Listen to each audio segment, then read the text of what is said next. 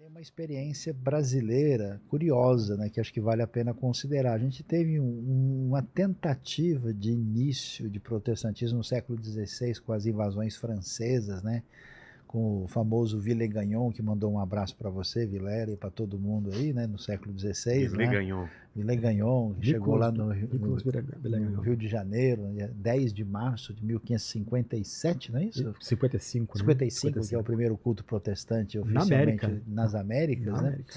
E só que isso não vinga, né? E nem a presença dos holandeses. E aí só no século XIX, quando o Brasil vai se abrir, né? Já no período aí de Dom Pedro II, e que vai ter uma abertura, né?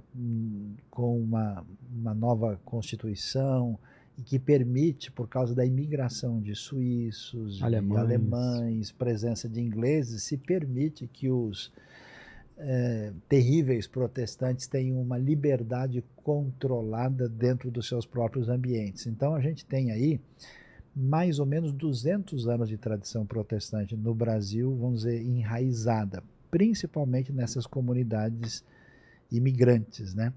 Que também tiveram aí a presença de americanos que vieram para cá por causa da guerra civil americana e se Santa Bárbara do foram para Oeste, Santa Bárbara, americana. americana. A Rita Lee Jones é descendente desses americanos. Ela não curtia muito isso, mas não deixa de ser verdade. Era neta de metodistas.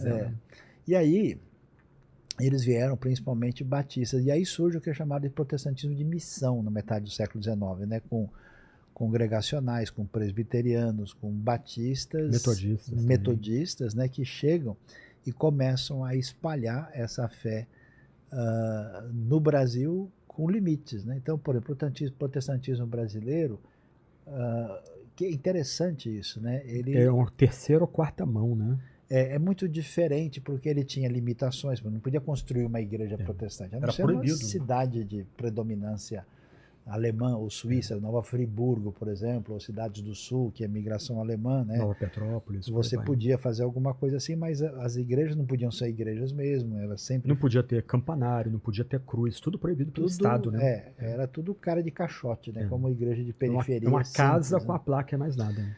Mas o que acontece é que, por incrível que pareça, esse protestantismo que surge, protestantismo histórico, ele era um agente transformador na direção da modernidade. Quem pensava em estudo, em conhecimento, em progresso, educação para todos, educação é que se associou a esse protestantismo original que se estabelece no século XIX, apesar de muita perseguição, apesar... Um protestante não podia ser enterrado no mesmo cemitério. Até isso. Por que foi fundado Mackenzie? Porque o protestante não pode estudar numa escola comum. Então existe uma repressão, né? Ele não poderia ser enterrado num cemitério católico, que era Campo Santo. Aí tem que ter outro cemitério protestante. Como Por isso que foi fundado. Foi em função dessa relação de discriminação, né? E aí fica difícil da gente achar que tudo bem com esse tipo de procedimento, né? E por incrível que pareça, principalmente por trabalho de gente leiga, principalmente por gente que saiu distribuindo a Bíblia pelos interiores do Brasil, esse protestantismo começa a se desenvolver e a crescer e vai ter um impacto muito significativo na formação da realidade brasileira, mas a gente vai ter uma transição, né? No começo do século XX a gente tem uma chegada dos chamados movimentos pentecostais, com dois muito distintos, que é as Assembleias de Deus e a Congregação Cristã do Brasil, né? Chegando aí com dois missionários suecos, conhecido, né? O famoso Gunnar Wingren e Daniel Berg, e Luigi Francescon na Congregação Cristã do Brasil, ítalo-americano. E esse movimento começa, vamos dizer, a adquirir contornos, especialmente a Assembleia de Deus, mais de brasilidade, e criam, digamos, uma igreja muito peculiar à realidade nossa aqui. E depois da década de 50 começam movimentos novos, que são igrejas de cura divina, movimentos como a Igreja Quadrangular, depois a Igreja Brasil para Cristo, a Igreja Deus é Amor. E aí, a partir de 1977, nasce um negócio muito diferente chamado neopentecostalismo. Então, a pergunta que a gente coloca é o quê? Aquilo que é protestantismo raiz, que tem a sua presença no Brasil, eu acho que é mais, vamos dizer, detectável nas igrejas históricas, ele passa por um processo que é até difícil de analisar, né? Porque nesse meio pentecostal, como a coisa se distancia em muitos aspectos, algumas dessas igrejas antigas proibiam estudar, imagina. A tradição protestante, por definição, ela se opôs ao jeito medieval de ser, valorizando o estudo e o aprofundamento cultural, né? E esse pessoal entra numa pegada meio obscurantista, né? E quando chega o neopentecostalismo, aí eu não sei, acho que eu vou jogar a batata quente na mão do Franklin, na sua, para saber se esses movimentos neopentecostais podem ser considerados protestantes, ou a gente está vendo uma outra coisa aí Então a gente está falando aí de 5 ondas, né? Ondas, eu não sei se eu poderia usar essa metáfora, né? Mas o fato assim... A Batista está onde nessas ondas? Então, vamos lá, por partes aqui. Batista é histórica. Nós falamos de 4 reformas, pelo menos. Então, a luterana, a reformada, baseada em Genebra, Zurique, a anglicana, de Henrique VIII, e a anabatista.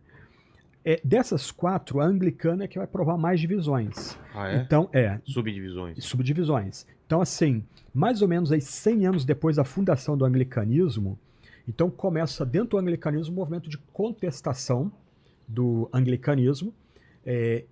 Alguns pregadores, alguns eruditos de Cambridge, sobretudo, começaram a se tornar muito críticos do anglicanismo, porque eles viam o anglicanismo como uma via média. Ou seja, o anglicanismo tinha uma doutrina reformada, mas manteve a estrutura e a liturgia do catolicismo, né? Então, esses críticos começaram a ser chamados de puritanos, que não tinha nada a ver com aversão a sexo, bebida, fumo. Porque ficou associado o puritanismo a isso. Exatamente. Né? Até o C.S. Lewis diz que a gente tem que imaginar os puritanos como o oposto do que se caricaturiza deles, né? Ah, é? Então, ele vai dizer, olha, o puritano isso. fazia amor com sua esposa para a glória de Deus, bebia, fumava, só que eram os eruditos, formados em Oxford, formados em Cambridge, usavam as roupas da moda, eram os caras antenados com tudo que estava sendo debatido do continente europeu. Essas coisas vieram depois. Exatamente. Né? Então, o puritanismo nasce como um movimento de crítica ao anglicanismo, que era a igreja estabelecida. Então, começa ali um movimento de crítica. Os Estados Unidos é muito puritano? Vamos chegar lá. Então, dentro da Inglaterra começa, então, uma parcela do puritanismo começa a criticar a igreja anglicana, e daí vai vir o presbiterianismo.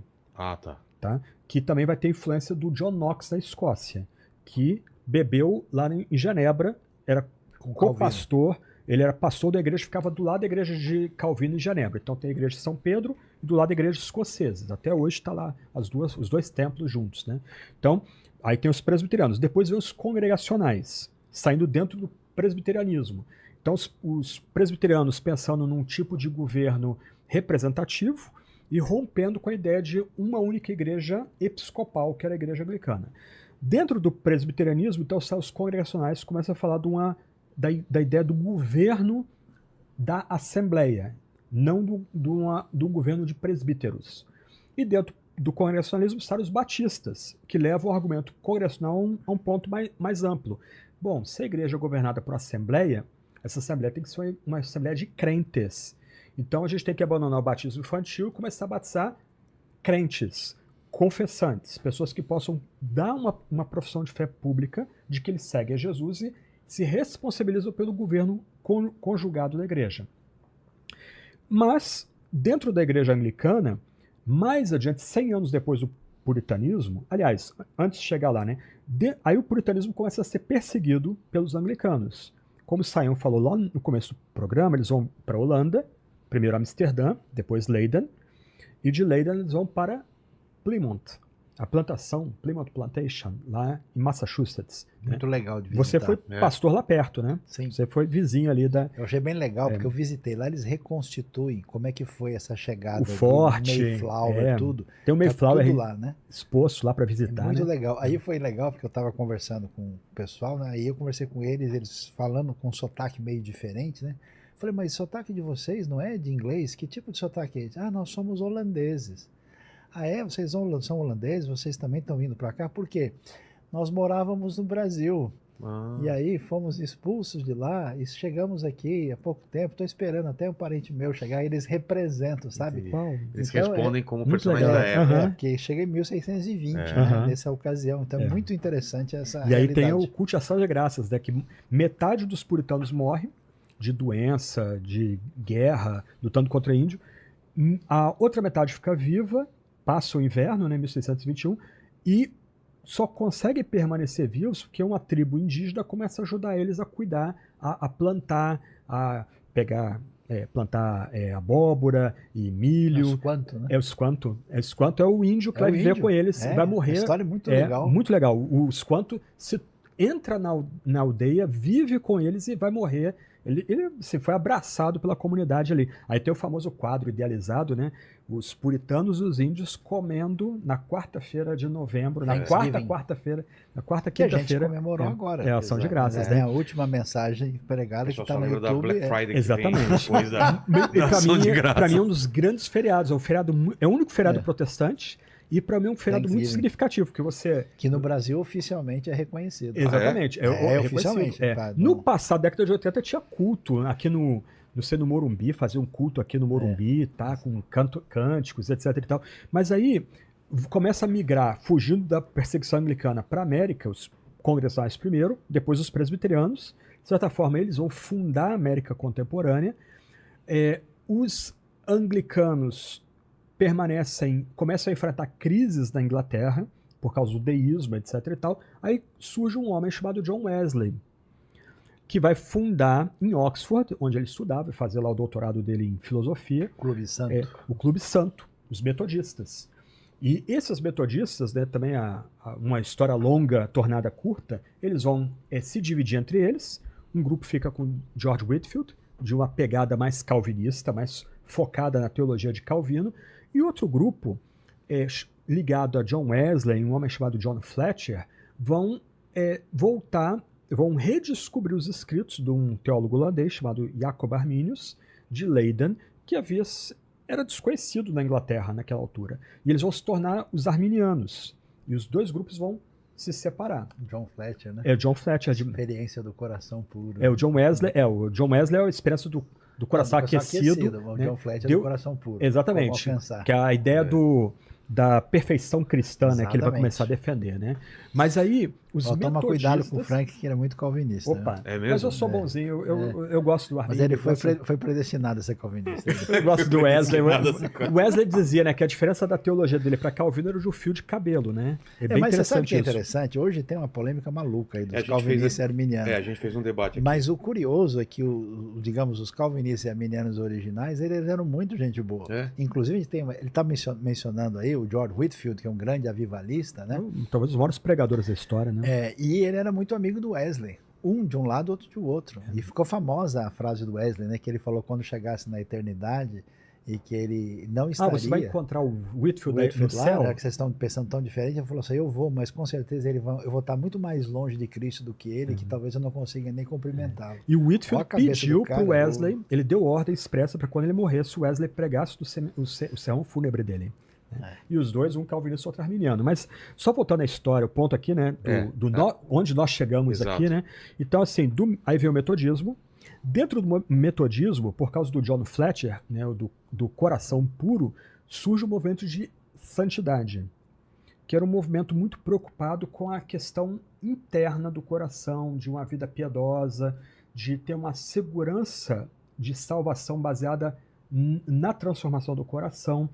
E esse movimento aí vai ter uma influência forte na Inglaterra, no final do século XVIII, começo do século XIX, chega nos Estados Unidos, e aí do movimento de santidade, que aí transcende denominação, surge o movimento pentecostal. Então aí você tem várias gerações, né? Então você tem o movimento de reforma original no continente, Wittenberg, Genebra, Amsterdã. Você tem um segundo impacto desse movimento em Edimburgo, em Londres. Esse movimento chega na América, e na América aí começa a se dividir mais, então se fracionar mais. Então, dentro do movimento metodista, vem o movimento de santidade na América, e do movimento de santidade vem o movimento pentecostal. E aí do movimento pentecostal chega no Brasil, mas também chega no Brasil de forma indireta, porque como o Sayão notou, chega aqui por meio de missionários suecos e de um ítalo-americano. Então, assim, quando tanto o movimento de reforma como o movimento pentecostal chega no Brasil, já chega meio diluído. Daí a ideia de um protestantismo sem reforma, quer dizer, o protestantismo brasileiro é muito reativo. A gente pode pegar um exemplo aqui, a questão da justificação pela fé, que era um dogma central para Lutero, para Calvino. Eu trato disso um pouquinho no meu livro aqui, quando eu falo de sola gratia e sola fide. O movimento brasileiro de reforma não fala mais de justificação. Olha, quem crê vai ser declarado justo, ou seja, todos os pecados são perdoados, até do futuro. A pessoa agora é vista por Deus como um homem, uma mulher completamente justo. Não, a linguagem da fé aqui é quem aceita Jesus aqui como Salvador. Quem aceitar Jesus como Salvador está salvo, uma vez salvo, salvo para sempre. Quando isso é uma ideia até estranha para o protestantismo original, tanto arminiano como calvinista, que eles falavam da perseverança dos santos. O calvinista dizia, o arminiano dizia, não, o que tem fé tem que perseverar na santidade, porque há um elemento de tensão entre... Mas isso também tem a influência dos evangelistas do Sul, dos Sim, Estados que Unidos, simplificaram. que chegaram Então, coisa... o protestantismo que a gente chega aqui é americano, mais simplificado, do Sul, mais com perfil exatamente. peculiar, né? Então, não é um protestantismo... Raiz. Não é um protestantismo raiz, Eu exatamente. acho até que muitos dos protestantes brasileiros, eu vou dizer uma coisa, o pessoal vai ficar bravo comigo, acho que você nunca mais vai me convidar para vir aqui. O pessoal, em grande parte, é espiritólico, né? É uma mistura de visão espírita e católica, e o sujeito tem um verniz protestante. Sim. Isso não é quase gnóstica. uma crítica necessariamente, mas uma constatação. Porque quando você vê a maneira que a pessoa raciocina, como é que ele pensa, né? Como é que ele encara, por exemplo, um líder da igreja, ele não encara como um pastor neotestamentário, ele encara como um sacerdote que intercede para mim. O cara chega para mim e fala, não, você ora por mim. Eu falo, mas por que você não pode orar? Não, mas a sua oração é mais forte. De onde você tirou isso? Por que a minha oração é mais forte? Só porque eu estudei a Bíblia mais, eu posso pregar de maneira mais aprofundada? Quer dizer, isso não é verdade. A ideia do sacerdote de todos os crentes é totalmente limada. Então você tem uma crise nesse sentido que eu não sei, querendo ser otimista, eu diria que a gente tem um possível protestantismo em formação na realidade brasileira. Porque, na verdade, a maneira como ele cresceu, que foi principalmente pela via pentecostal, e a via pentecostal ela tem vários elementos interessantes. Primeiro, é que ela é de origem popular. O protestantismo raiz, ela vinha de estudiosos e pessoas que apresentavam a coisa com uma consistência histórica maior e até teológica doutrinária. Isso cresce na espontaneidade do vazio que a tradição católica deixou no interior do país, e essas pessoas na boa vontade, e as pessoas tiveram experiências importantes, significativas e transformadoras, até porque a fé protestante ela tinha mais condição de lidar com os desafios que a realidade estava apresentando em relação ao que o pessoal tinha em mente depois. E até pelo mundo mágico que o brasileiro estava enfrentando, com uma espécie de pessoas com experiências no mundo espiritual, que os protestantes históricos não estavam muito acostumados a lidar com elas, esse pessoal estava acostumado a expulsar demônio e fazer coisa desse jeito. Então a coisa entrou por aí, mas ao mesmo tempo aconteceram duas coisas interessantes. Uma parte desse protestantismo pentecostal, até eu escrevi uma brincadeira, tudo com P, né? Protestantismo para o Brasil. Protestantismo, perspectiva do protestantismo para o Brasil, né? Para poder pensar o principal problema do país português, uma coisa, uma brincadeira que depois eu te encaminho aí. É muito curioso que uma parte desse protestantismo ele se voltou para as raízes. Por exemplo, olha a história das Assembleias de Deus. Elas começaram na realidade brasileira com uma ideia de que, como se diz, a letra mata. O importante é você ter a espiritualidade acentuada, o batismo com o Espírito, manifestação de dons. Chegou um momento em que a Assembleia parou e falou, peraí, preciso estudar. Aí eles começaram a investir em seminários, em centros de estudo. Hoje você tem livros teológicos de alto calibre publicados pela Assembleia de Deus. Mas outros movimentos foram num caminho muito complicado. Aí surge o neopentecostalismo como herança posterior. E o neopentecostalismo vai entrar num caminho de teologia da prosperidade, vai entrar numa espécie de ideologia da prosperidade, né? ênfase, ênfase no mundo mágico de maneira acentuada. Se você fizer tal ritual, se você comprar a rosa sagrada, se você beber a água, Copo não de sei das água quantas, em cima da televisão. você vai ter... Suor do pedaço da A- cruz. O tocar o lenço Então, que isso o pregador estava... Isso é muito parecido com a lógica medieval, né, que existia.